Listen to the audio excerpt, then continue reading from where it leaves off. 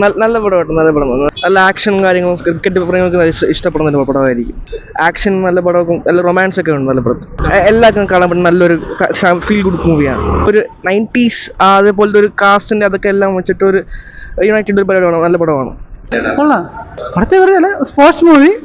അതിന്റെ കാരണം പൊളിറ്റിക്കൽ പറഞ്ഞിട്ട് അവർ കറക്റ്റ് ഇതായിട്ട് പറഞ്ഞ അത്ര തന്നെ. നല്ല ത്രില്ലർ അല്ല, സ്പോർട്സ് മൂവി എങ്ങനെയാണ് അതേപോലെ തന്നെ അതിൽ പറഞ്ഞ ഈ സ്പോർട്സിൽ പറഞ്ഞ സ്പിരിറ്റ് അതിനെ കുറിച്ച് പറയണ പടം കണ്ടോണ്ടിരിക്കുക. രാവിലെ കണ്ട മോഹൻലാലിന്റെ പടത്തിനും കാട്ടിക്കൊള്ളാം. സ്പോർട്സ് ഉണ്ടെങ്കിൽ ഈ സ്പോർട്സിലെല്ലാം ഒത്തൊരുമ ഉണ്ടെങ്കിൽ എല്ലാം നല്ലതായിരിക്കും തന്നെയാണ് പടത്തിൽ പറയുന്നത്. കണ്ടോണ്ടിരിക്കുക. ക്രിക്കറ്റ് ഒക്കെ ഇഷ്ടപ്പെടുന്നവർക്ക് ഇഷ്ടം. മറ്റേ നമ്മുടെ 1983 ആ പടം പോലെ അല്ലെങ്കിലും കണ്ടോണ്ടിരിക്കുക. നല്ല പടം തന്നെ. ഈ ക്രിക്കറ്റ് കളിയുടെയാണ്, ബോറില്ല, നല്ലോണം കാണാം. പൈസക്കുള്ളതുണ്ട് പടത്തിലോ. അത് പതുക്കിയ ഈ പടത്തിന് ലേറ്റ് പിക്കപ്പേ ആകുള്ളൂ.